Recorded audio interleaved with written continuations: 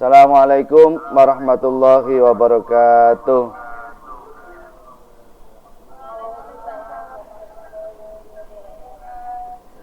Bismillah, alhamdulillah, wassalatu wassalamu ala rasulillah Muhammad ibn Abdullah wa ala alihi wa ashabihi wa man tabi'ahudah. La hawla wa la quwata illa billah, amma ba'du. Semuanya sikap berdoa, membaca surah Al-Fatihah. A'udzu billahi minasy syaithanir rajim. Bismillahirrahmanirrahim. Alhamdulillahi rabbil alamin. Ar-Rahmanir Rahim. Maliki yaumiddin. Iyyaka na'budu wa iyyaka nasta'in. Ihdinas siratal mustaqim. Siratal ladzina an'amta 'alaihim ghairil maghdubi 'alaihim waladdallin. Amin. Rabbi zidni ilma warzuqni fahma wa amalan salihan makbula. Rabbi shrah li sadri wa yassir li amri wahlul 'uqdatam min lisani yafqahu qawli. Allahumma alhimni rushdi wa a'idni min syarri nafsi. Amin. Anak-anakku, mari kita bersama-sama melafadzkan niat berwudu dulu bersama-sama. Yuk, sebelum kita nanti melanjutkan ke bab selanjutnya yang masih ada kaitannya dengan sholat, ya, syarat sholat, termasuk kalau kemarin kita bahas tentang masalah berwudu, nanti kita melanjutkan tentang masalah tayamum. Maka dari itu, sebelum kita masuk ke bab tayamum, mari kita bersama-sama untuk melafadzkan niat wudu dulu secara bersama-sama. Mari kita melafadzkan niat wudu. Bismillahirrahmanirrahim. Nawaitul wudu'a li raf'il hadasil asghari fardhan lillahi ta'ala. Kemudian kita lanjutkan dengan doa sesudah berwudu. Bismillahirrahmanirrahim. Ashhadu an la ilaha illallah wahdahu la syarika lah. Wa ashhadu anna Muhammadan abduhu wa rasuluh. Allahumma ij'alni minat tawwabin waj'alni minal mutatahhirin waj'alni min ibadikas sholihin. Oke, nastamir. Kemudian kita melanjutkan pada pertemuan kali ini setelah kita kemarin bahas panjang lebar, ya, yang berkaitan dengan masalah berwudu. Maka untuk selanjutnya kita masuk ke bab tayamum, dan ini pun juga masih menjadi prasyarat bagi kita untuk keabsahan sholat manakala kita tidak menjumpai yang namanya air. Nah, kalau kita sudah tidak menjumpai air, maka ada solusinya, yaitu dengan cara kita bertayamum. Tayamum di sini sudah jelas di dalam buku kalian atau di dalam bab tuntunan sholat. Tayamum ialah mengusap muka dan dua belah tangan dengan debu yang suci. Ya. Artinya apa? Tayamum yang kita lakukan itu tidak sama seperti kita melakukan berwudu. Karena apa? Syaratnya tayamum di sini ya jelas ya, tidak ada air, sudah berusaha semaksimal mungkin. Yang kedua, manakala orang itu dia sakit, kemudian dia berhalangan tidak bisa memakai air. Kalau seandainya sakitnya itu terkena air, maka tidak sembuh-sembuh. Yang selanjutnya yaitu syaratnya yaitu telah masuk waktu sholat. Jadi ketika sudah berusaha mencari air tapi tidak menjumpainya, akan tetapi waktu sholat itu sudah mepet, ya sudah masuk waktu sholat, maka ya kita harus tayamum, ya harus tayamum, itu solusinya. Kemudian yang keempat yaitu dengan debu yang suci. Debu yang suci di sini itu biasanya bukan debu sembarangan ya. Artinya kalau kita melihat mungkin dinding kita, melihat kaca kita ada debu, terus kemudian di tanah yang lapang yang di situ tidak dipakai untuk mengembala kambing ataupun tidak dipakai untuk hal-hal yang lain. Artinya di situ kita melihat debunya di situ memang layak bisa digunakan untuk bertayamum. Ketika seandainya di situ kok digunakan untuk mengembala kambing, walaupun banyak debunya tapi jangan, karena pasti yang namanya hewan itu ya dia ketika mengeluarkan kotoran kita nggak tahu, sehingga walaupun statusnya nanti debu itu ketika kering dia menjadi suci, tapi kita lebih baik tinggalkan. Jangan sampai mencari debu itu di tempat-tempat yang kiranya di situ itu najis. Nah, selanjutnya yaitu ketika tadi syaratnya tayamum, kemudian kita masuk fardu tayamum. Lah fardunya tayamum yang pertama yaitu kita niat dulu. Niat dengan harapan bahwa tayamum kita itu diperuntukkan untuk melakukan sholat wajib, ya. Karena dalam satu hadis itu dijelaskan bahwa satu tayamum itu diperbolehkan untuk satu sholat fardu saja, kecuali kalau digunakan untuk sholat sunnah, maka boleh dengan satu tayamum. Akan tetapi ya, untuk sholat sunnah dia boleh untuk digunakan berbagai macam sholat yang lain. Tapi kalau dalam hal yang wajib maka tidak diperbolehkan. Satu tayamum ya satu sholat fardu. Ketika ingin sholat lagi maka dia harus tayamum lagi, ya. Nih. Kemudian ya setelah itu nih kalian bisa melihat gambar nanti ya. Bisa kalian perhatikan di situ.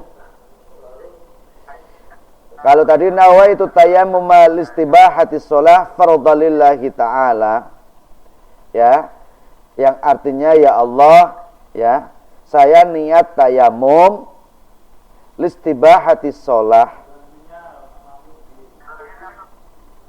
untuk dapat mengerjakan sholat fardhalillahi ta'ala, karena Allah subhanahu wa ta'ala. Nah, ini contoh gambar ya. Kalau kita perhatikan gambar yang pertama ini, antara satu dengan yang lain nanti ketika menempelkan debunya itu, tangan ketika menempelkan di debu kalian bisa melihat ya. Jadi tangannya itu agak renggang sedikit, jangan terlalu rapat. Jadi jari-jari mulai dari jari manis sampai ibu jari itu jangan terlalu rapat, tapi agak senggang, kemudian ditempelkan di di tempat debu tadi. Tapi jangan sampai debu yang ketika kita menempelkan ke tempat debu tadi, jangan sampai kita usap-usap, karena ini akan menjadi mustakmal ya, dan ini enggak sah nanti untuk tayamumnya. Jadi setelah setelah kita menempelkan debu, kemudian dibasuh atau diusapkan ke muka, ya, ke muka kita. Kalau disebul bagaimana Pak? Boleh, tapi jangan cepat-cepat, karena nanti debu yang ada di muka kita, debu yang ada di tangan itu akan hilang semuanya nanti malahan. Ya, jadi boleh menempelkan, kemudian debunya itu biar berkurang.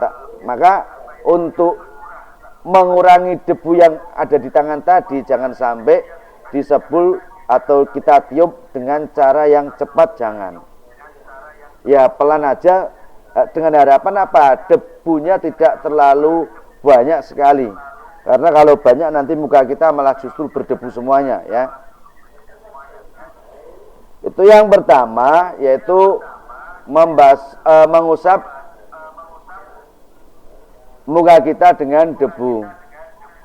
Kemudian, ya, kalian bisa lihat itu, perhatikan gambarnya mengusap muka dengan debu tanah. Ya. Nih ya, kalian bisa setelah tangan ditempelkan di tempat debu, kemudian diusapkan. Gambarnya kalian bisa perhatikan. Kemudian setelah itu yang ketiga yaitu mengusap dua belah tangan hingga sampai siku. Nah di sini itu biasanya kadang antara dalamnya tangan, telapak tangan ini ya, itu jangan sampai tersentuh dengan tangan yang satu lagi, sehingga ketika tersentuh ini akan menjadi menjadi kemustakmalan, mustakmal di dalam bertayamum tadi. Ya, saking hati-hatinya itu, makanya kalau kita melihat prakteknya, kalian bisa mungkin melihat saya seperti ini, ya. Kalian bisa melihat itu seperti ini. Ini ya. Jadi tangan kanan ditaruh di tangan kiri. Setelah contohnya gini tadi, kita tempelkan. Setelah tempelkan, kemudian tangan kanan ditaruh di tangan kiri, tapi di luar luar telapak tangan. Artinya di luar ini dalamnya kafa ini ya, kedua telapak tangan ini. Seperti ini contohnya kalian. Ya, jadi seperti ini. Nanti setelah itu baru diputar, dan ketika di ujungnya ini jangan sampai tangan kita itu bertemu antara kaful yadul yumna dan yadul yusra. Jadi dalamnya telapak tangan yang di sini merupakan salah satu rukun itu jangan sampai bertemu, karena bertemu ya berarti yang ini sudah tidak bisa digunakan, ya, karena ini sudah mustakmal, ya, maka harus melewatinya. Nah, setelah itu barulah nanti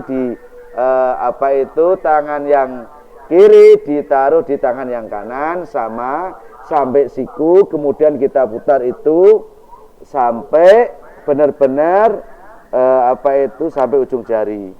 Sama seperti yadul yumna yang sudah kita contohkan tadi. Oke, selanjutnya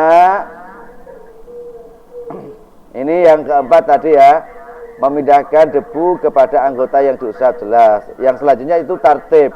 Tartib itu artinya urut. Ya, urut itu tidak boleh kita mengusap kedua tangan dulu nanti baru muka, tidak seperti itu. Karena yang namanya tartib itu ya diurutkan dari yang pertama nanti sampai yang terakhir. Kemudian di sini ada keterangan yang dimaksud mengusap bukan sebagaimana menggunakan air di dalam berwudu, tapi cukup menyapukan saja dan bukan mengoles-oleskan. Ya, ini karena ini niyabah. Jadi yang namanya niyabah itu pengganti. Maka pengganti itu tidak seperti berwudu, ya, niyabah, karena ini pengganti. Jadi tayamum itu tidak seperti berwudu. Itu yang perlu kalian perhatikan. Kemudian sunnah tayamum, yang pertama sunnahnya membaca basmalah. Kemudian yang kedua, taqdimul yumna 'alal yusra, mendahulukan anggota kanan dari anggota yang kiri. Tadi yang sudah saya contohkan. Ini berarti apa? Anggota kanan. Makanya tangan kiri ada di tangan kanan. Ini namanya taqdimul yumna 'alal yusra. Kemudian yang ke sunahnya tadi ini menipiskan debu. Artinya sebagaimana tadi yang sudah saya sampaikan, bahwa ketika tangan kita memukulkan darbataini ya fiturab, memukulkan kedua tangan ini ke debu, maka boleh kita meniup tapi jangan terlalu keras. Dengan tujuan apa? Debunya ini biar tidak terlalu banyak, ya, menipiskan debu. Kemudian di sini kita bisa melihat setelah tahu sunnahnya, kemudian kita masuk ke batalnya tayamum. Kalau batalnya tayamum, jelas bahwa sesuatu hal yang membatalkan wudu pasti di situ membatalkan tayamum. Itu. Yang kedua, batalnya tayamum apa? Melihat air sebelum kita itu melaksanakan sholat. Ya, kecuali kita bertayamum karena sakit, yang di situ memang tidak boleh untuk menggunakan air. Manakala sakit itu terkena air, maka akan semakin tambah sakit. Contoh, kalau kita mungkin sakit kulit atau sakit seperti apa ya, asam itu sakit apa, kolera atau apa itu, yang mana kalau kita tahu bahwa sakit itu terkena air, maka akan semakin berbahaya, ya. Kemudian yang ketiga yaitu murtad atau keluar dari Islam. Ini biasanya kalau kita berusaha tapi tidak menemukan solusi, akhirnya dia menyerah. Kok ya repot-repot men, sudah berwudu kesulitan, mencari air kesulitan, ya wis lah, tak rasa sholat sekalian san. Atau kita lah, Islam itu ribet karena banyak aturan dan juga banyak hal yang harus dilakukan. Maka ketika kalimat-kalimat seperti itu sudah keluar dari lisan kita, maka itu bisa dikatakan dia sebagai seorang yang murtad nanti, orang yang kufur kepada Allah Subhanahu wa taala. Tapi kufur di sini bukan berarti dia mengatakan aku harus keluar Islam. Tidak. Kalimat yang di situ menyebabkan kita kufur kepada Allah itu sebenarnya banyak sekali. Makanya hati-hati manakala kita mengucapkan kalimat yang di situ bisa mengandung unsur makna kufur. Contoh, dalam satu makalah itu ada ucapan seperti ini. Man kada ya'ish, ucapannya seperti ini dalam kalamnya Imam Nawawi itu. Barang siapa yakadu andaikil ma'isyah, orang yang mengadu tentang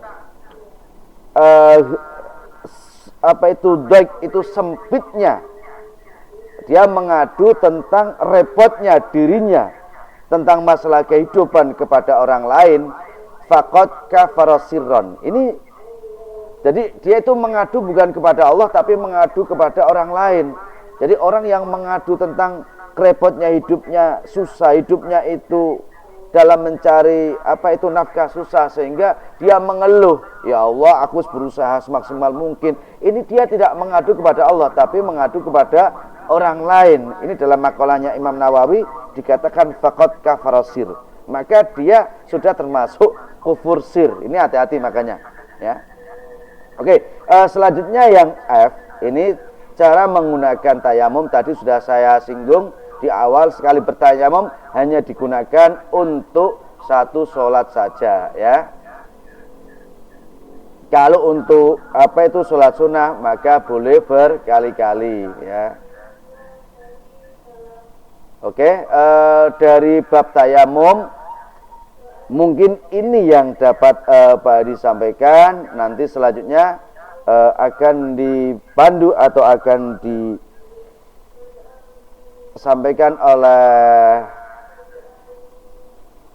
wali kelas atau mungkin baik Bu Evi maupun Bu Firah. Dari Pak Edi cukup sekian. Assalamualaikum warahmatullahi wabarakatuh.